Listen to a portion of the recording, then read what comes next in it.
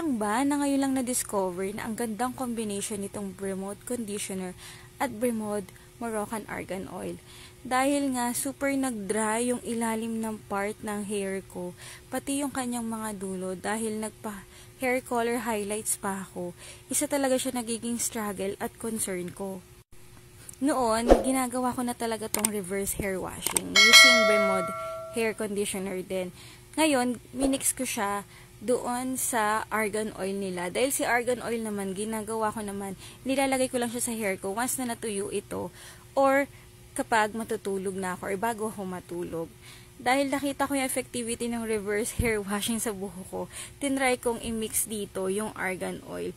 And kung iisipin mo, hindi ko talaga inasahan na ganun kabilis lang niya mawawala yung dryness ng hair ko. Nakakalungkot lang dahil hindi ko talaga nakuha na ng picture yung dating hair ko na as in talagang grabe yung pagka-dry niya. So ngayon, ginagawa ko, binababad ko siya for 20 to 30 minutes. Ayan. So kung familiar kayo sa reverse hair washing, ganun yung aking ginagawa. So, sa last niyan, bago ko siya ibabad sa hair ko, minamassage ko na ng argan oil yung aking scalp. Yan, hanggang sa dulo yan, minamassage ko na lang yan siya. Dahil nga, mas komportable ako na binababad siya ng mas matagal. Tapos, habang nakababad yan, pwede na akong gumawa ng iba kong task dito sa bahay.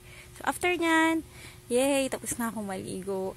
Normally, hindi ko siya sinusuklayan once na ginagawa ko yung ganitong treatment sa hair ko. Ini-air dry ko lang siya kasi mas effective siyang ginagawa. Tapos, gabitan nyo lang siya ng malalaking, ano ba tawag doon? Yung malalaking ngipin na suklay. So, ganun ginagawa ko. Or, gamitin nyo lang yung kamay nyo. So, kung ganito din yung concern nyo, dry and frizzy hair, for sure magugustuhan nyo yung ganitong effect sa hair nyo. Dahil at least nakadiscover na tayo ng ganitong perfect combination at alam kong affordable at sulit sa ating mga mommies na gustong magkaroon ng healthy hair at maiwasan na yung mga dryness and frizzy hair. I hope matry nyo to mga itong Bremod Argan Oil. So, yun lang!